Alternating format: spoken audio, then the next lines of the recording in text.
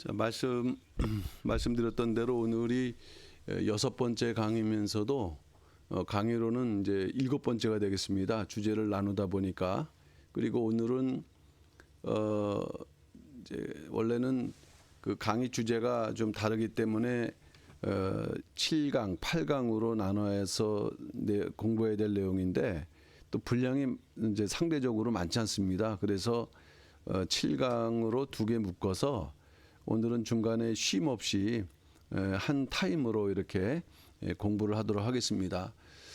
구속사 시리즈 5권의 핵심 모든 부분들이 중요하지만 핵심이 있다면 결국에는 5권에서의 핵심은 포로 1차, 2차, 3차의 역사와 구속 경륜, 그 다음에 포로 기한 1차, 2차, 3차 포로 기한의 그 이제 구속 경륜이 사실 핵심이라고 할 수 있겠습니다. 그러니까 오늘부터는 그 포로의 원인, 그리고 그 포로 1차, 2차, 3차 또 귀한 1차, 2차, 3차를 공부하게 되는데 오늘은 이제 포로 원인과 1차 포로 귀한을 공부를 하도록 하겠습니다.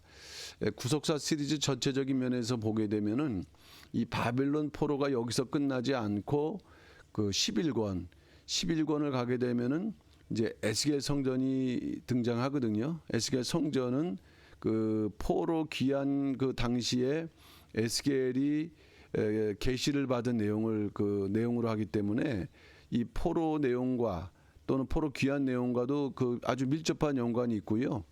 아직 출간되지 않았습니다만은 11권, 11-2권은 이제 수룹바벨 성전이니까 역시 바벨론 포로 귀한 그 역사를 배경으로 하고 있습니다. 그러니까 오늘 우리가 이 바벨론 포로 내용을 공부하는 것은 그 앞으로 공부하게 될 또 어떤 좀 그 기본적인 그런 내용이기도 하면서도 또 이 에스겔 성전이나 그 모든 내용들이 담고 있는 어떤 그 종말적인 의미를 이해하기 위해서는 좀 더 깊이 우리가 알아둬야 될 내용이라고 말씀드릴 수 있겠습니다. 말씀드렸던 대로 1강, 2강 가운데 이제 첫 번째 내용이 그 바벨론 포로의 그 원인이 무엇인가 하는 것을 살펴보게 되겠는데, 서론적으로 요거는 제가 좀 우리 목사님들께서 이해하실 수 있도록 서론적으로 좀 종합해서 그 바벨론 포로에 대한 내용을 좀 정리를 했거든요. 그러면 바벨론 포로의 역사 관련된 인물들을 우리가 개략적으로 정리를 해보도록 하겠습니다. 일단 이제 바벨론 포로는요, 1차, 2차, 3차로 진행된다고 누차 말씀드렸고, 연도로 보면은 605, 597, 586. 이 연도는 사실 대단히 중요하기 때문에 우리가 좀 아주 깊이 좀 기억을 해야 될 연도라고 할 수 있겠는데요. 여기에 해당되는 남유다 왕은 일단은 이제 여호야김, 여호야긴, 시드기야지만 이러한 출발이 누구냐? 요시야라는 것이에요. 요시야가 609년 비 여기에서 그 사망을 함으로 인해서 무기토 전쟁에서 사망함으로 그 아들 여호아스에게 연결됐지만 실제로 성경 역사는 이제 여호야김, 여호야긴, 시드기야로 이렇게 이어지면서 3차로 이루어지고 있고, 그 다음에 바벨론 왕은 느부갓네살입니다. 느부갓네살. 우리가 구속사 시리즈를 보게 되면은 느부갓네살 이제 2세라고 등장을 하는데, 실제로는 이 인물은 그 나보폴라살의 아들이죠. 그러니까 바벨론이 아수르를 이제 이길 때에 그 이제 그 뭐랄까요, 그 나보폴라살이라는 그러한 아주 그 강력한 왕이 등장을 하게 되는데 그 왕의 아들입니다. 그러나 성경 역사에서는 사실 요 인물이 등장하니까 우리가 느부갓네살을 중심으로 봐야겠고요. 그리고 또 중요하게 알아야 될 부분은 1차 포로 기한에 연관된 선지자는 다니엘이다. 2차 포로 기한에 연관된 선지자는 에스겔이다. 이 정도까지는 이제 우리가 알아야 되겠는데, 여기서 중요한 부분은 뭐냐 하면은 이 부분입니다. 이 부분. 구속사 시리즈는 그저 그 역사적인 내용만을 언급하지 않습니다. 그 역사를 배경으로 해서 하나님께서 그 당시에 선지자들에게 어떻게 예언하셨는가를 그 시대별로 예레미야, 에스겔, 다니엘의 그 예언들을 시대별로 다시 배열하고 그것을 이제 해석하고 있거든요. 결국 이것이 가장 중요하죠. 왜냐하면은 구약의 그 4대 대선지자 선지서인 이사야, 예레미야, 또 에스겔, 다니엘, 이것은 그 당시의 역사적인 내용만을 그 계시하는 것이 아니라 사실은 그 종말적인 의미를 또 지니고 있거든요. 그러니까 우리가 그 이제 한 2,500년 전의 역사를 공부하는 것 같지만 거기에서 이분들의 계시를 통한 그 오늘날의 삶, 종말적인 그러한 교훈을 얻는 것이 대단히 중요하다. 이런 면에서 앞으로 우리가 이 바벨론 1, 2차, 1, 2, 3차의 포로와 1차, 2차, 3차 포로 기한의 구속 경륜을 공부해야 된다 하는 것입니다.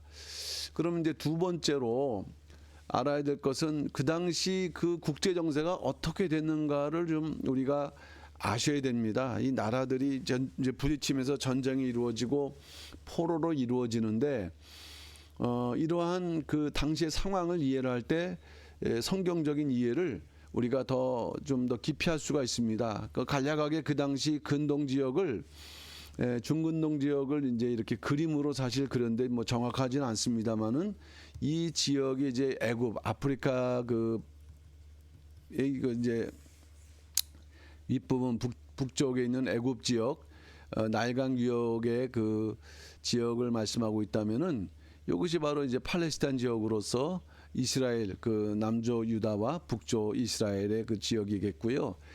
아수르하고 이제 바벨론으로 이렇게 설명되어 있지만은 실제로 고대의 그 역사에 따른 지도를 보게 되면은 그 당시 아수르가 이 당시 근동 지역을 점령할 때는 거의 이런 식의 그 영토를 이제 점령을 했는데 실제로 이제 그 나라는 여기 있지만은 그 영향력을 그만큼 행사했다는 것이죠. 그렇기 때문에 아수르 제국을 하게 되면은 이 정도의 그러한 넓이로서 이제 포함을 시킬 수 있었는데 이 아수르라는 나라가 그 BC 한 3,000년 전에 그 형성이 돼서 계속 그 어떤 그 패권을 이제 지켜나가다가 세력을 이제 바벨론에 의해서 이렇게 멸망당하게 되는 그 시기입니다.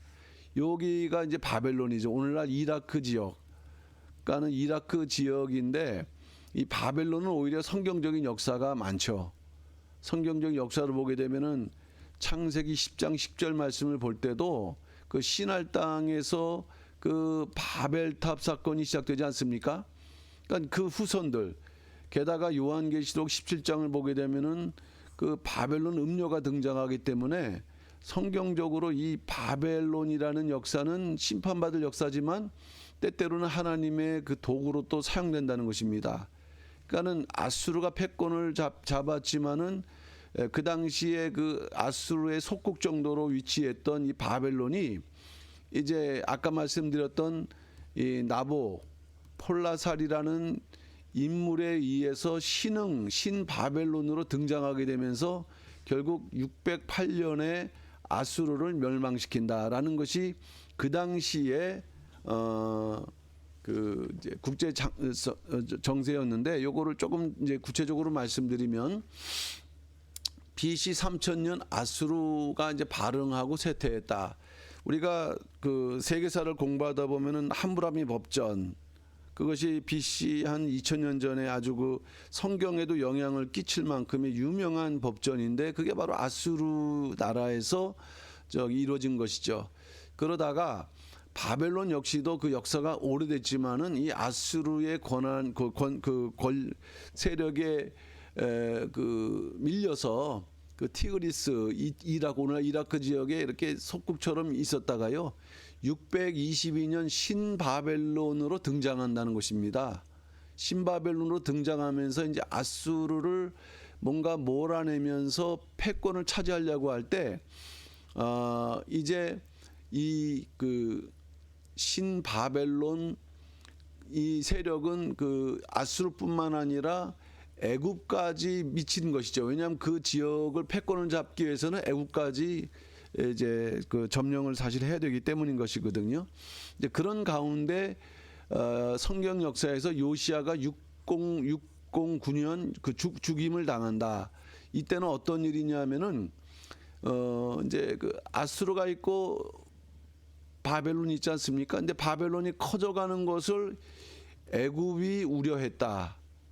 그럴 때 애굽이 아수르를 도우려 이제 진출할 때 요 팔레스타인 그 남조 유다를 지날 수밖에 없었던 거예요.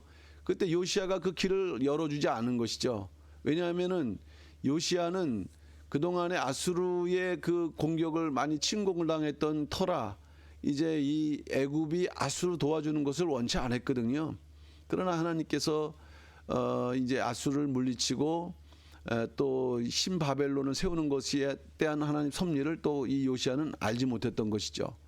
어쨌든 이런 상황에서 신바벨론 등장을 우려한 애굽이 아수르를 도우려 북진할 때 어쨌든 무기또 전투에서 죽임을 당했다. 그리고 그 다음에 608년이 바로 아수르의 멸망이라는 것입니다. 608년은 아까 말씀드렸던 대로 여호야김이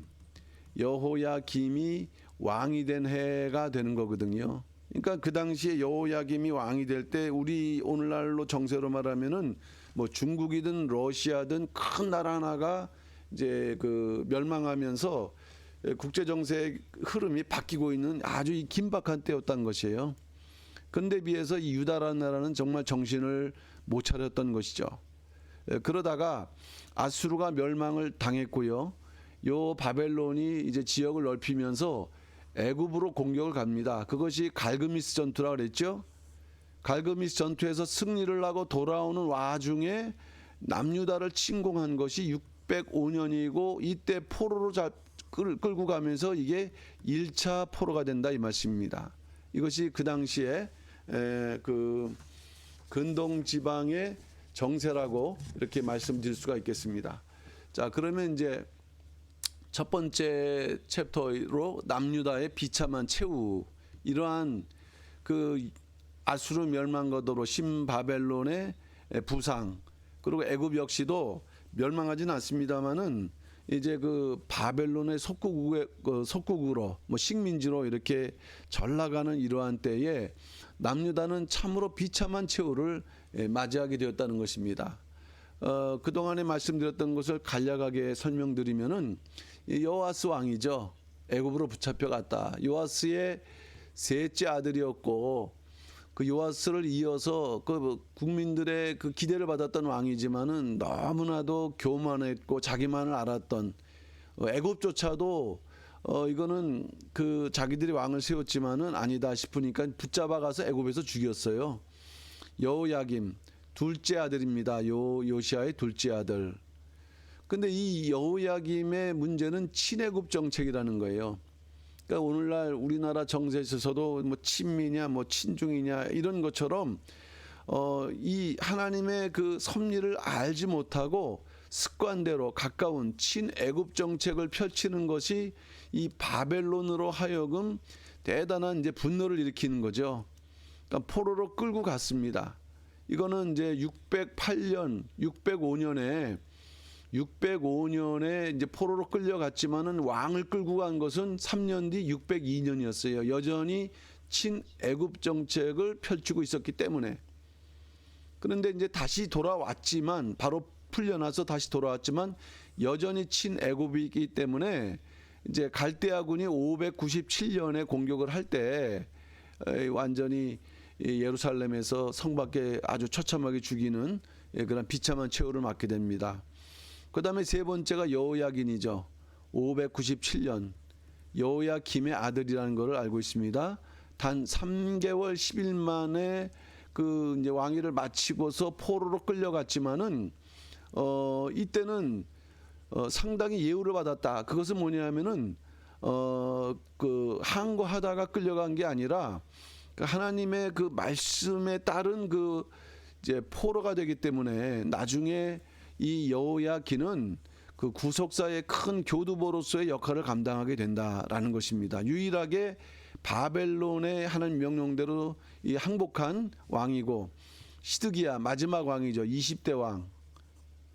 그리고 요시아의 마지막 넷째 아들인데 역시 바벨론의 반기를 들고 하나님의 말씀을 거역하다가 처참한 최후는 두 눈이 뽑혀갖고 사슬에 묶여서 바벨론 한 1500km 되는 그 거리를 이 가다가 죽을 수밖에 없는 정도의 아주 그 혹독한 그런 상황입니다. 자, 그 결과 주전 586년 이스라엘 예루살렘 함락, 성전 파괴, 수많은 유다 백성들은 포로로 끌려가거나 아니면 남아 있었지만은 참 그 비참한 그 생활을 할 수밖에 없는 그야말로 민족적 환란. 그러니까 결국 이 범죄에 대한 결과지만 그 가운데에서도 또 하나님께서 예레미야를 보내서 또 그 길 가운데 살 길, 그 다음을 도모할 수 있는 그러한 명령을 주셨지만 그것조차도 믿지 못했던 그 남유다의 그 최후는 너무 비참했다. 이렇게 이제 말씀을 드릴 수가 있겠고요. 자, 이 중에서 이제 예레미야 선지자를 하나님께서 보내셨습니다. 41년 동안 그 공식적으로 활동했다고 이제 말씀했는데 끊임없이 뭐를 선포했냐?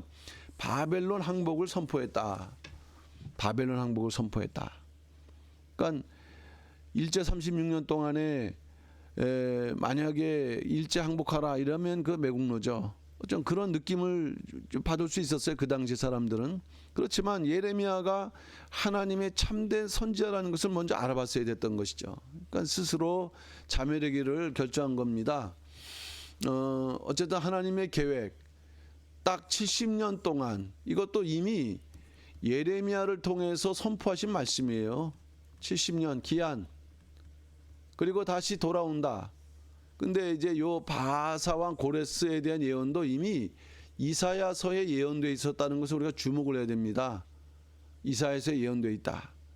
그러니까 하나님의 말씀에 깨어 있다고 했다면은 이미 이러한 계획들을 연결시킬 수 있었고, 야, 하나님의 뜻이 다시 고구로 인도하시는구나. 그런 계획을 깨닫는구나. 그러면 야, 포로 가는 것이 하나님의 뜻이구나라는 그 답이 나올 수 있었던 거예요. 하나님께서는 예레미야에게 총 7번, 이 7번 완전수 아닙니까? 완전수. 그만큼 부족함 없이 그 예레미야를 통해서 바벨론 항복을 갖다가 전파했죠. 첫 번째가 608년이라는 것은 여호야김이 왕이 된 때, 1차 포로로는 3년 전이에요. 정확하게 예레미야 27장 17절 말씀 보면은 바벨론 왕을 섬기라. 바벨론 왕을 섬기라. 아직 포로가 되기 전에. 그러니까 분명히 하나님의 뜻을 분명히 그렇게 보여주셨습니다. 두 번째는 이제 605년은 1차 포로 당시죠. 이때도 여호야김을 향해서 왕을 향해서 이제 말씀했던 것이고, 예레미야 25장 12절 70년이 마치면 분명히 말씀했어요. 70년. 그러니까 이 예레미야 선지자를 믿었을 때 이러한 포로가 영원한 게 아니다라는 것을 분명히 그들은 알 수가 있었다는 말씀입니다. 그러나 그것을 특별히 여호야김은 하나님의 그 말씀 두루마리를 듣고 소도로 베어서 불에 태우는 아주 악행을 저질렀던 왕이었거든요. 그 다음에 세 번째는 597년. 요거는 2차 포로 이후, 그때 왕은 시드기야입니다. 시드기야. 예레미야 29장 10절. 바벨론에서 70년이 차면 이때도 70년을 말씀했습니다. 70년. 내가 너희를 권고하고 나의 선한 말을 너에게 실행하여 너희를 이곳으로 돌아오게 하리라. 여기 분명히 말씀하고 있지 않습니까? 포로 기한의 최종적인 결론. 참 이러한 하나님의 말씀을 믿었다고 한다면은 그 환난과 그러한 고통 가운데서도 소망을 가질 수 있는, 또 하나님께서도 이 언약 백성을 통해서 그 뜻을 이루어 나가시기 때문에 그들의 범죄에 대한 그 대가를 치르게 하시지만은 그 다음 계획을 이렇게 말씀하셨는데, 이것이 이제 두 번째, 세 번째 때. 그다음에 네 번째는 2차 포로 후 시드기야 593년입니다. 593년. 그 당시에 이제 거짓 선지자들이 등장했죠. 대표적인 선지자가 하나냐인데, 그러니까 그는 어떤 특징이 있느냐? 사람들이 듣기가 좋은 그런 그 예언을 했다는 거예요. 이 예레미야 예언은 참 듣기가 어렵고 이해가 안 되는.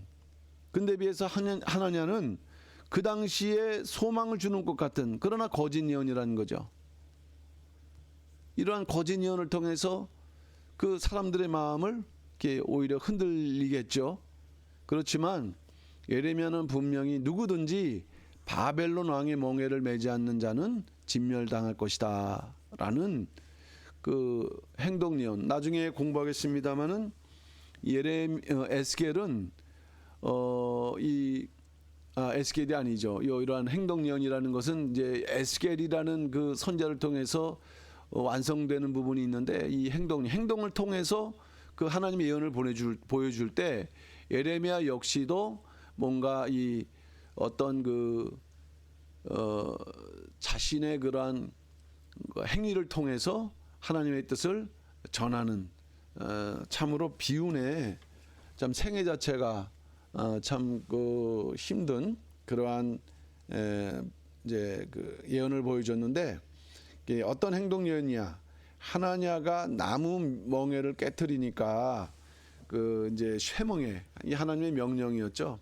쇠멍에게 부러지지 않는다는 말씀이에요. 이거는 그 하나님께서 정하신 그 계시다라는 것을 이제 이 쇠멍에를 통해서 이제 보여주고 있는 것입니다. 그리고 다섯 번째는 588년이니까는 586년이 멸망일까 2년 전, 이때도 시드기야 왕입니다. 이때는 어떤 때일까요? 588년은 바벨론 군대가 유다를 갖다가 이렇게 포위할 때입니다. 그럴 때 이제 포위라니까 예레미야에게 그 기도를 했습니다.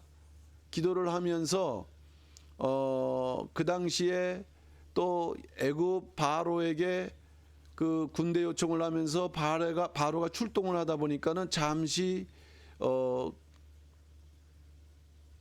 이 갈대아인들이 이제 퇴각했다가 군대가 빠지면서 다시 포위를 하게 되는 이제 그런 일이 있었던 상황일 때, 그 기도 부탁을 할 때 정확한 그 예언을 말씀했죠. 갈대아인 바벨론인들에게 나가서 항복하라, 산다. 그러니까 시드기야도 두 눈 빠지면서 처참하게 죽지 않을 기회가 있었다는 것입니다. 하나님의 그 계획 속에서 이 선자를 통해서 순종하면은 그것을 이제 거부했던 것이고, 여섯 번째는 587년이니까 1년 전이 되겠죠. 3차 포로 1년 전, 역시 시드기야 왕을 통해서 하나냐의 손자 이디야라는 문지기 두목이 갈대아인에게 항복한다고 해서 이렇게 포로의 음실에 그 햇빛이 들지 않는 그러한 이제 감옥 같은 곳에 가둘 때 그 기회를 통해서 이제 그 시드기야가 그 하나님께로 받은 말씀을 물었습니다. 예레미야에게. 그러니까 왕이 바벨론 왕의 손에 부침을 입으리이다. 그러니까 어떻게든 부침을 입을 때 항복하라. 하나님의 명령을 깨닫고 항복하면은 살리라라는 이제 그러한 메시지를 줬지만 두려워했어요. 믿지 못했습니다. 그 마지막 일곱 번째는 586년 제 3차 포로 이후에 마지막으로 그 항복을 갖다가 마지막으로 선포를 했는데, 이때의 대상은 이제 왕도 끌려갔으니까 유다의 남은 자, 성경에서는 이 남은 자 사상이 있습니다. 그러니까 남은 소수의 무리, 구원을 이뤄가는 무리. 그렇지만 이 당시의 남은 자는 이들이 아니었죠. 오히려 바벨론의 포로로 끌려간 자들이 다시 돌아와서 구원을 이루기 때문에 그들이 남은 자지만, 이것은 그야말로 문자적으로 남은 자, 어떻게 보면 남겨진 자죠. 도대체 끌고 가기도 뭐한 그런 자들. 그러면서도 이들이 또 두려워해서 애굽으로 또 도망갈 수 있었습니다. 그러니까 애굽 도망가지 말라. 본향에 머물라. 본향에 머물라. 그래서 이제 마지막으로 그 본향에 머물면서도 애굽 의지하지 말고 지금은 하나님의 그 역사가 바벨론 왕을 통해서 이루어지니까 바벨론 그 포로로 이렇게 이제 그런 입장에서 살아가라고 이제 말씀했고, 그 포로로 끌려간 이스라엘 백성들에게는 오히려 예루살렘을 너희 마음에 두라. 이 말씀은 무엇일까요? 예루살렘을 마음에 두라. 다시 돌아올 것을, 끝난 게 아니다. 다시 돌아올 것을 늘 그 깨닫고 기대하라는 그러한 메시지를 이제 주고 있는 것입니다. 자, 그러면 여기까지가 그 예레미야 선지자가 하여튼 항복을 계속 끊임없이 선포하면서 이스라엘 백성들로 하여금 포로로 끌려가지만 그래도 다음을 준비할 수 있도록 했는데 이제 너무 처참하게 끌려갔던 이제 그러한 모습들을 이렇게 보여주고, 하나님께서 7차례의 예레미야를 통한 그 예언 선포를 통해서 얼마나 정말 그 간절하게 이러한 말씀을 전했는지 하는 것을 우리가 여기서 발견해 볼 수가 있습니다. 그럼 세 번째 챕터로서 이스라엘이 바벨론 포로 생활을 하게 된 그 원인은 무엇이었을까? 도대체 언약 백성인데 굳이 이 바벨론 포로 생활을 하게 하셨던 그 이유는 무엇이었을까? 다른 방법은 없었을까라는 이제 그러한 면에서 우리가 생각을 해볼 수가 있겠는데요. 자, 이 바벨론 포로는요, 그 이미 레위기서에도 기록되어 있는 그 하나님의 약속이고 하나님의 계획이었던 거예요. 뭔가 제약된 백성들은 그 언약의 땅에서 쫓겨남을 당하게 될 거라는 하나님의 심판의 원리가 적용된 거죠. 율법적 관점에서 보면 언약의 땅에서 쫓겨나게 되었다. 레위기서 18장 24절 25절 말씀 보게 되면요, 그 땅도 더러워졌으므로 그랬거든요. 죄악으로 인해서 내가 그 악을 인하여 벌하고 그 땅도 스스로 거민을 토해내느니라. 이거는 아직 레위기서니까는 이스라엘 백성들이 가나안 땅에 들어가기 전에 가나안 땅 들어갈 것을 준비시키면서 하신 말씀인 거죠. 그러니까 너희도 그 언약의 땅에 들어가지만은 이러한 그 죄의 유형에 처할 경우에는 쫓겨날 것이다. 그 땅 자체가 토해내서 그냥 통째로 그 포로살이 할 것이다라고 이미 예언되어 있는데 이 말씀의 성취가 되는 것이에요. 그러니까는 아브라함의 자손들이 이제 그 가나안 이제 땅에서 이렇게 이제 살기 전에 그 전에는 그 가나안 7족속이 있지 않습니까? 하나님께서 그 가나안 땅은 이미 허락하신 약속의 땅이자 에스겔 20장 6절 말씀 보게 되면은 이것을 어떻게 표현하고 있냐면은 찾아두었던 땅이라고 이렇게 표현하고 있습니다. 찾아주었던 땅.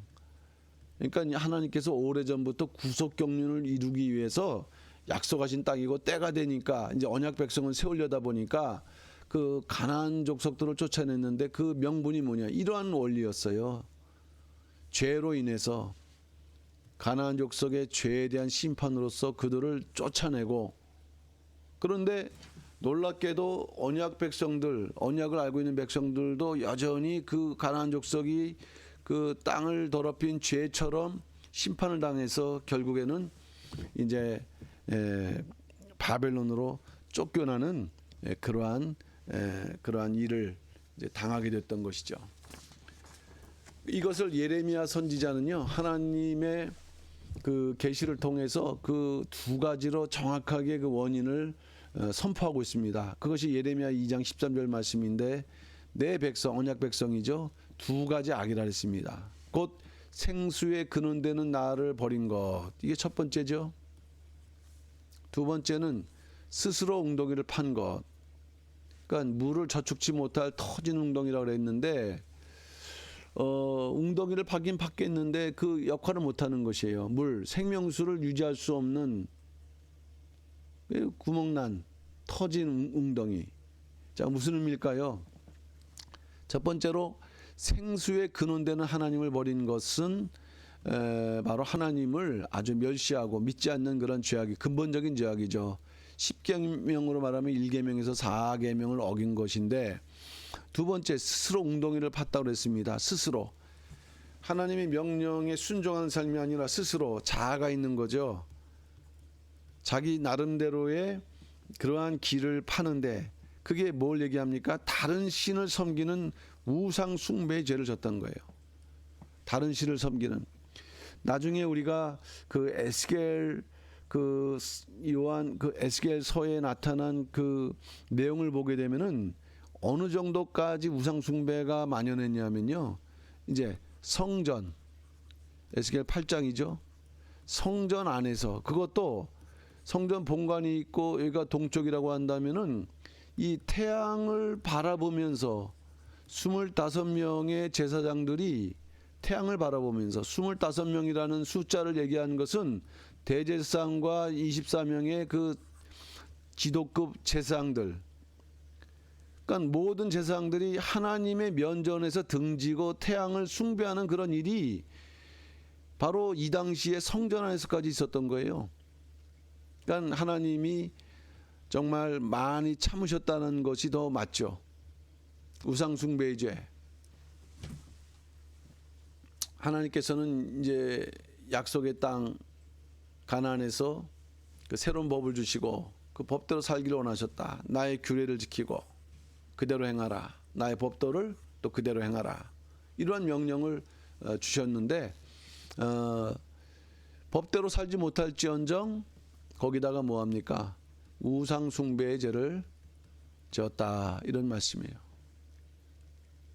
그러니까 여기도 이제 에스겔 8장이 나오고 있는데, 그 성전 자체가 우상 숭배의 장소가 되어 버렸어요. 그 실내에도 그렇고 실외에도 그렇고. 그 다음에 제사장 아닌 그 일반 백성들도 들어와서 거기서 그 우상을 숭배하고 있고, 그냥 하나님의 그 진노가 극도로 당할 수밖에 없는 시대였다는 것입니다.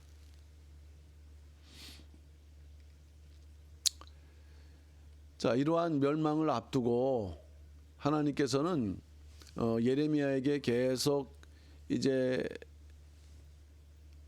그 심판을 경고하시면서 그 심판의 의미를 더욱 알 수 있도록 그 세 가지, 또 구체적인 세 가지 금지 명령을 주셨거든요.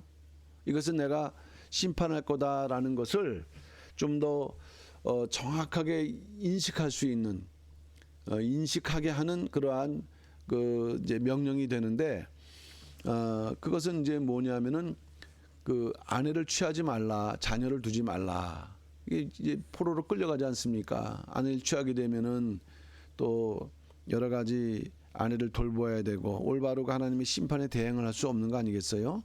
또 자녀를 두는 것도 마찬가지인 거고요. 그러니까는 포로 귀환에서는 오히려 이제 또 가정을 꾸리고 자녀를 낳고 하는 명령을 주실지언정 이제 포로로 끌려갈 당시에는 이런 명령을 하셨고요. 상가 출입하지 말라.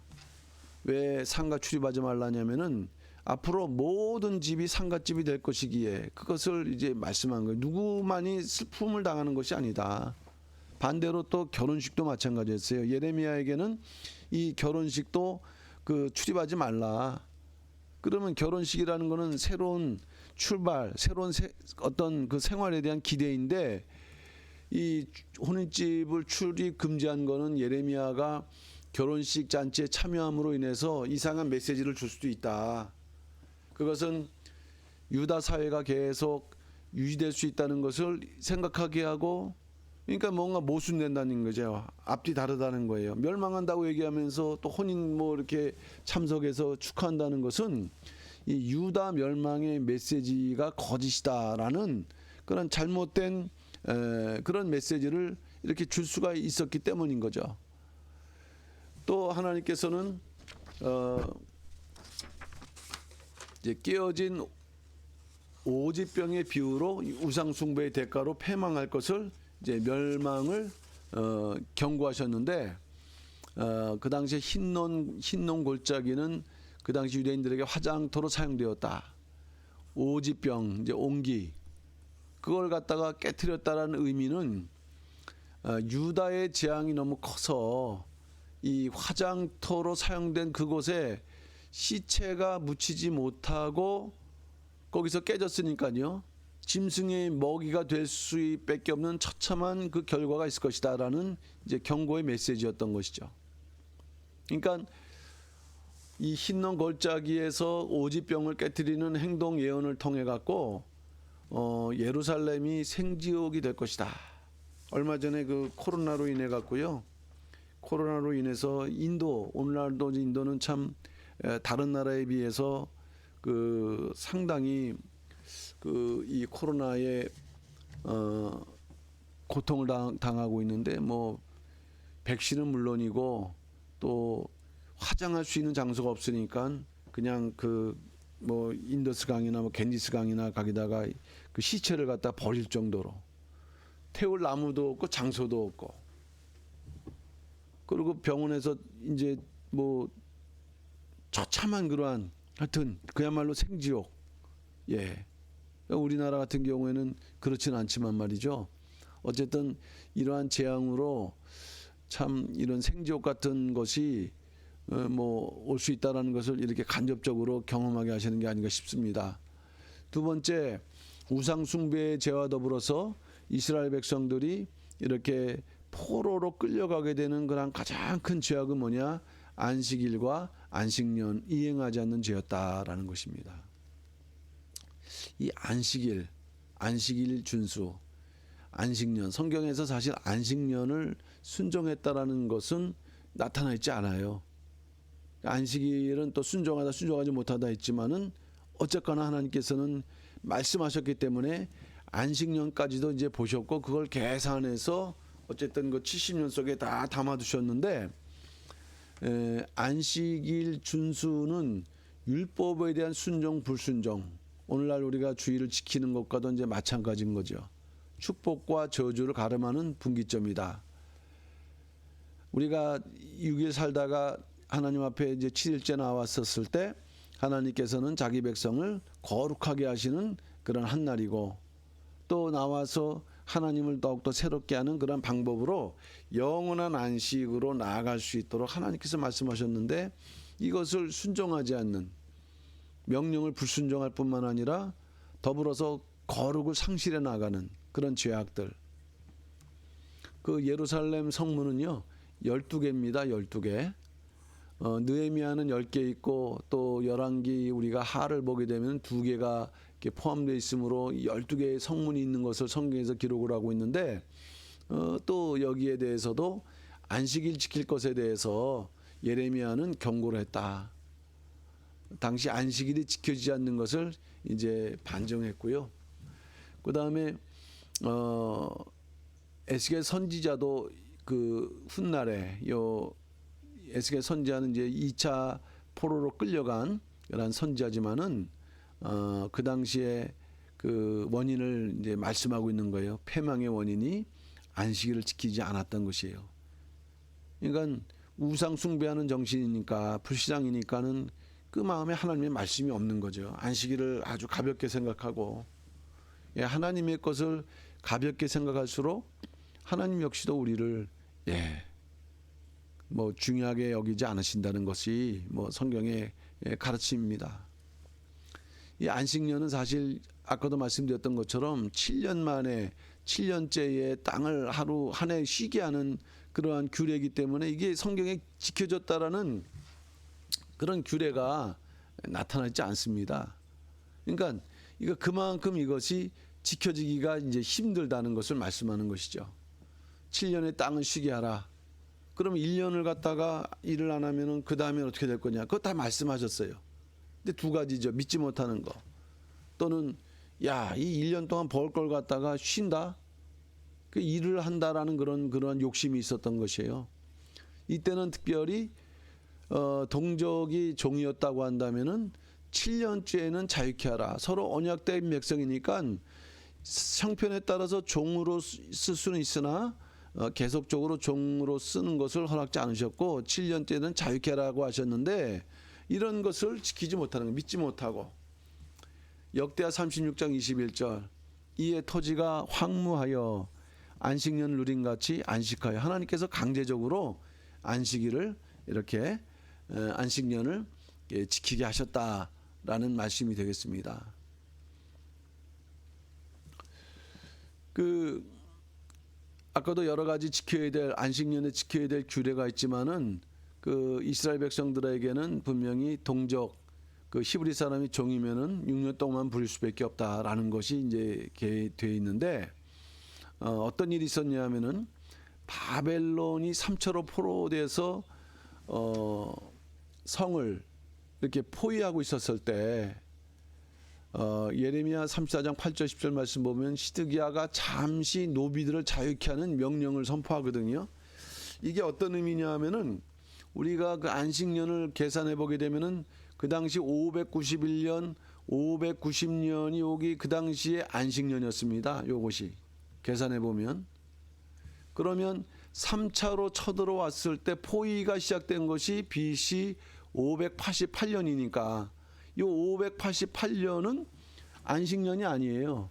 안식년이 지난 한 2년쯤 지난 해죠.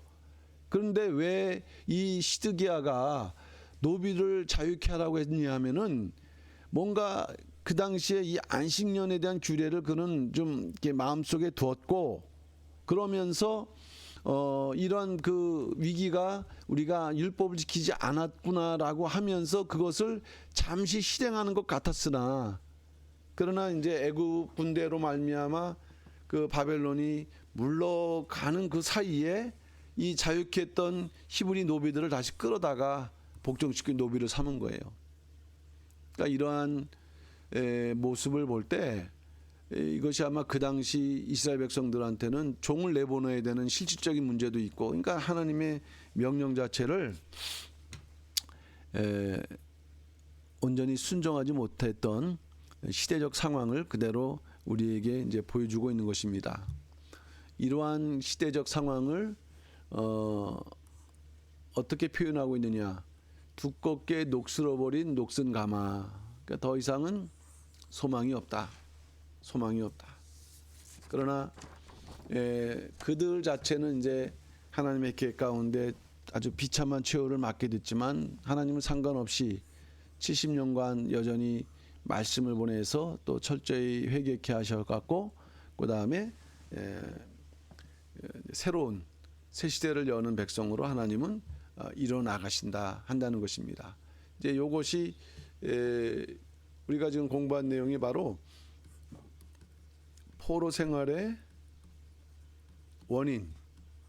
원인입니다.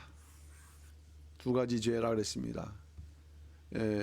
하나님을 예레미야가 그대로 예언한 대로 그 생명의 근원을 갖다가 거부하고 그 다음에 자기의 그런 웅덩이를 판 거. 그 구체적인 죄가 말씀드렸던 것처럼 우상 숭배의 죄. 그 다음에 안식일을 범한 죄. 이거는 오늘날 성도들에게도 연관될 수 있는 거거든요. 우상이라는 거는 보이는 우상이 아니라 골로새 3장 5절 말씀처럼 볼 때 탐심이 우상이 될 수 있기 때문인 거죠. 자, 그러면 이제 두 번째 강의로 볼 때 1차 포로에 대해서 2차, 3차에 비해서 1차 포로는 내용이 많지 않습니다. 그래서 이어서 공부를 하도록 하겠습니다. 그러면 이제 2차 포로에 대한 1차 포로에 대한 내용은 어떤 것이냐? 이건 좀 반복된 내용인데 그 요시다가 요시아가 이제 왕이 되었을 때 아수르 쇠퇴하고 바벨론이 신흥 세력으로 등장했다 그랬습니다. 그러한 가운데에서 하여튼 무기토 전쟁에서 죽음을 당했다고 했고요. 그 이후에 605년에 갈그미스 전투에서 이제 그 바벨론이 그야말로 그 중근동 지방의 그 강자로 들어서면서 이제 어떻게 보면 바벨론 원년이라고 느부갓네살을 중심으로 한 바벨론 원년이라고 이렇게 하는 시대가 이제 도래한 것이죠. 근데 이 포로 과정을 우리가 어떤 면에서 볼 수 있냐면은 성전이 어떤 식으로 파괴되고 있는가 하는 과정. 1차 포로는 여호와의 전의 기구를 가져갔거든요. 전의 기구, 중요한 것들을 가져갔겠죠. 예, 거기에는 이제 법계 문제부터, 그러나 법계는 그 당시 그들이 가져갔다라고 그 성경에 기록되어 있지 않거든요. 그러니까 주변적인 기구들, 그러나 어쨌든 하나님께 섬기는 중요한 그 도구들을 이제 가져갔겠고, 2차 포로 때는 모든 보물이었습니다. 또 왕궁의 보물들. 그러니까는 1차가 하나님의 성전의 기구들이 중심이라고 한다면은 하여튼 성전 안에 그 보관되어 있는 모든 보물, 왕궁의 보물들을 다 가져갔고요. 3차 포로 때로는 이 두 녹기둥, 그 성전 앞에 세워져 있는 야긴과 보아스라는 이 두 녹기둥을 가지고 이제 그 하여튼 뭔가 자기들 올 때 가치가 있다는 모든 녹까지, 여기는 하여튼 그 금인 대비해서 이 녹까지 다 가져가고, 그 당시 제사장, 대제사장 스라야, 스바냐를 갖다가 잡아다 죽이는 그러한 일들이 있었습니다. 그러면 이제 첫 번째 챕터로 포로의 시기. 자, 여기서 하나 우리가 짚고 넘어가야 될 부분은 성경에 기록된 차이에 대한 부분을 이제 우리가 짚고 넘어가면서 이러한 내용의 의미를 이해를 해야 되겠다. 뭐 605년 1차 포로라는 건 잘 아시는데, 이것에 대한 기록이 다니엘과 예레미야의 기록이 다르다는 말씀이에요. 다니엘은 여호야김 제 3년이라고 그 포로 1차 포로를 3년으로 기록하고 있는데 비해서 예레미야 선지자는 여호야김 4년으로 기록하고 있다. 뭐 우리가 3년이든 4년이든 뭐 얼추 비슷한 게 아니냐. 성경 절대 그렇지 않습니다. 한 해조차도 A, B 이렇게 6개월 단위로 나뉘고 있는 정도로 아주 그 예리 섬세하다는 얘기죠. 세밀하다는 얘기죠. 그러면 1년의 차이가 안고 있는 이게 우연한 일인가? 여기에 중요한 성경적 구속사적인 의미가 담겨져 있다. 예레미야 4장 2절에 여호야김 4년이라고 분명히 말씀한 걸 보게 되면은 다니엘 기록하고 차이가 나요. 그리고 예레미야 25장 1절에서도 그 느부갓네살 원년을 여호야김 4년으로 기록하고 있다. 그 이유는 무엇일까? 다니엘 1장 1절과 예레미야 선지자의 기록이 1년의 차이가 나는 이유는 무엇인가? 1차적으로 역대상하는 에스라가 쓴 것으로 우리가 그렇게 또 생각하고 믿고 있지만은 이 열왕기 왕상하의 그 성경은 예레미야 선자가 기록했다라는 그러한 이제 학자들의, 보수적 학자들의 의견이 있다는 것입니다. 또 사실 이러한 위대한 선자들 아니면은 기록을 할 수가 없는 것이죠. 자, 그런데 왕하 23장 34절 말씀 보게 되면은 이런 기록이 있어요. 그러면서 이 1년의 차이의 이유의 근거를 보여주고 있는데, 바로 느고가 요시야의 아들 엘리야김으로 그 아비 요시야를 대신하여 왕을 삼았다. 무슨 말씀이냐면은 그 사이에 분명 여호아스라는 그러한 아들이 있지만요. 여호아스라는 아들의 이름이 있지만은, 그러나 이 왕하 또는 예레미야의 기록을 보게 되면은 요시야 다음에 바로 누굽니까? 바로 여호야김으로 넘어가는 듯한 그러한 암시를 우리에게 주고 있는 거예요. 그러니까 예레미야는 이 여호아스를 인정하지 않는 거예요. 그냥 빼버리는 거죠. 족보에서도 빠졌지만은 그러한 원칙 속에서 이 여호아스는 족보가 없어지는 거랑 똑같다는 거예요. 자, 어떤 의미일까요? 여기 일단 읽어보시게 되면 열왕기 기자는 요시야 다음에 여호아스가 아닌 여호야김이 왕이 된 것처럼 기술. 이것은 왕이 되어 3개월의 짧은 기간 동안 악을 일삼았던 여호아스를 왕으로 인정하지 않고 즉위식 방식으로 기록했기 때문이다. 이걸 이렇게 보시면 되겠습니다. 608, 607, 606, 605 성경의 역사를 보게 되면 즉위식 방식, 이건 이제 4권에서 공부한 것인데요. 무즉위식 방식이 있어요. 왕이 된 해부터 기록하는 것이 즉위식인데, 이거는 북조에서 사용했던 방법이고요. 즉위식은 이제 그 다음해를 왕의 1년으로 이제 계산하는 방식이거든요. 이건 남조에서 주로 사용했죠. 그러니까 여호야김은 608년에 왕이 됐지만 즉위식 방식으로면은 요것이 1년이 되는 거예요. 1년, 2년, 3년.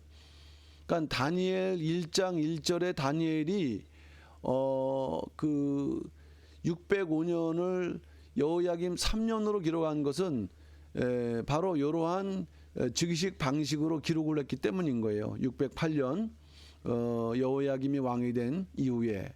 자, 그런데 예레미야는 어떻게 기록했는가? 609년, 608년, 607년, 606년, 605년. 자, 그러면 여호야김이 608년에 왕이 됐고 그 요시야는 609년에 죽었고 그러면서 609년 비에 그 아들 여호아스가 요때 왕이 됐거든요. 요때 왕이 됐는데 그 이 여호아스를 인정하지 않고 요 자리에 여호야김을 인정을 하니까 요때부터를 즉위년으로 계산하면은 바로 뭐가 됩니까? 요게 1년이 되는 거예요. 2년, 3년, 4년. 그러니까 예레미야는 요 여호아스를 인정하지 않는 가운데 요시야가 죽은 해를 이제 기준으로 해서 즉위년 방식으로 해갖고 4년. 성경이 왜 3년, 4년 차이가 나느냐? 성경이 왜 그러느냐라고 모르면은 그렇게 얘기를 할 수 있지만 이거는 몰라서 그 기록한 게 아니라 이러한 깊은 영적인 의미가 담겨져 있는 내용이었습니다. 두 번째, 포로 대상과 당시 상황. 남유다 이제 뭐 지난번에 공부했던 내용들을 이제 간략하게 정리하는 내용도 되는데 남유다는 이제 전략적 요충지였고 바벨론이 애굽과의 그 갈그미 전투에서 돌아오면서 이 유다를 공격을 했죠.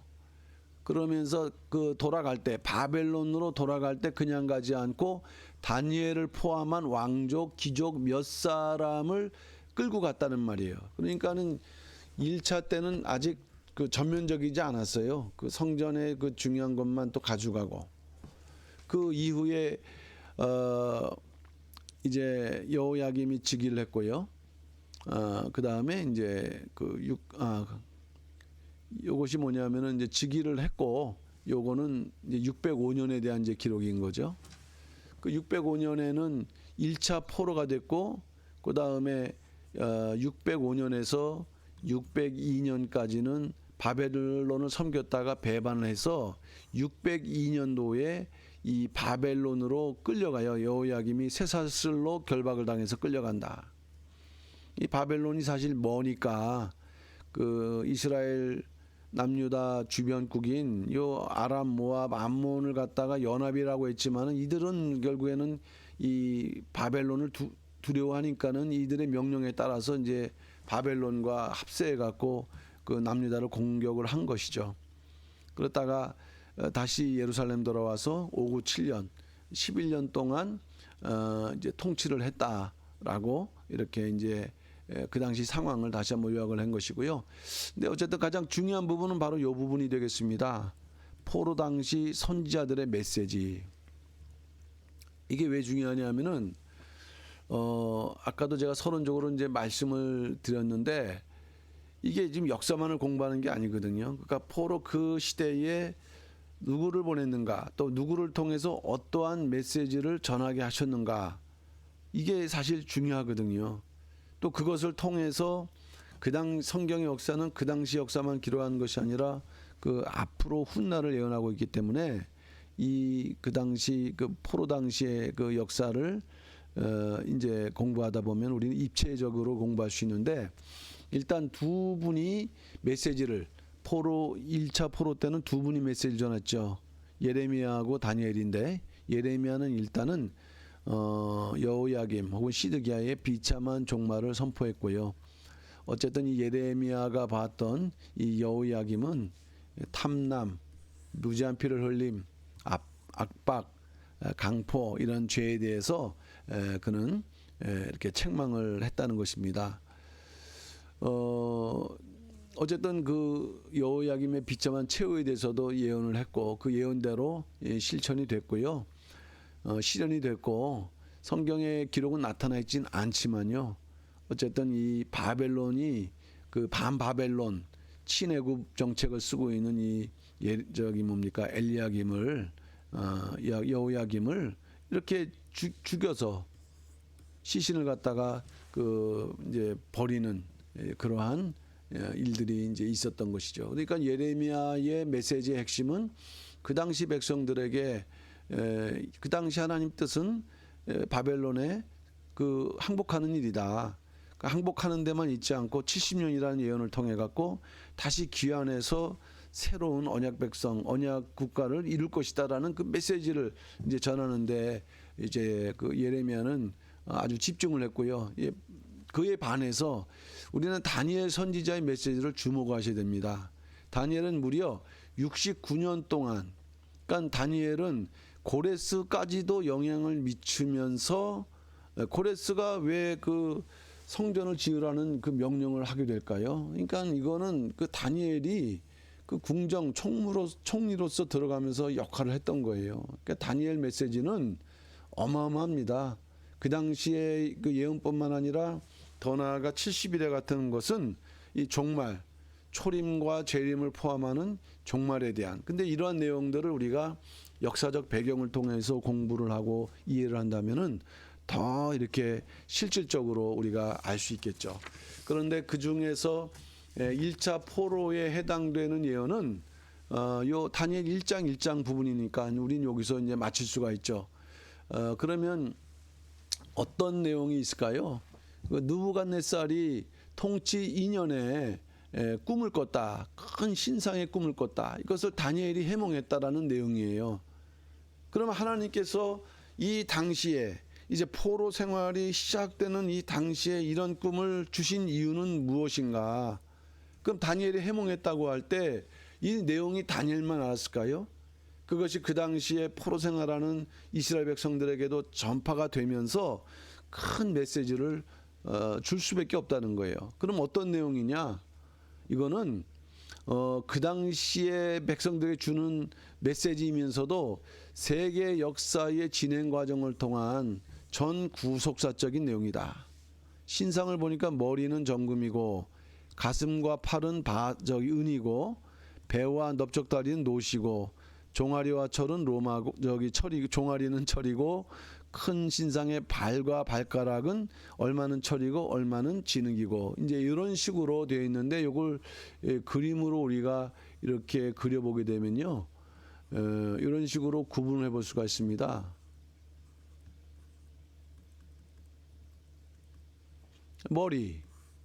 머리는 정금. 이건 느부갓네살 왕을 그 당시에 상황을 하는 거예요. 그 현재를 말씀했던 거예요. 그 당시 현재. 그 다음에 가슴과 팔. 요거는 바사. 이제 바벨론을 멸망시킬 메데바사. 그 다음에 배와 넓적다리 요 부분이거든요. 요거는 헬라. 알렉산더 대왕으로 이루어지는 헬라 제국. 그러니까 노시다. 그리고 그 다음에 종아리. 이 종아리라는 거는 이제 철인데 이거는 로마.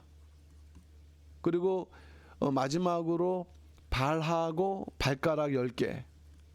그래서 이것은 로마 이후 세계에 분열될 거.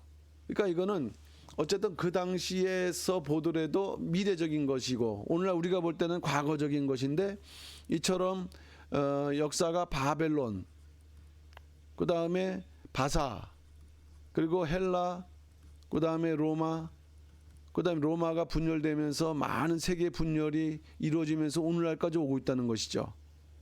그러니까 이거는 그 당시에서 볼 때는 미래적이면서도 전 세계적인 또 구속사적인 그러한 암시를 주는 것은 요 신상으로만 끝나는 것이 아니라 2차, 3차 때 계속적인 예언을 통해 갖고요.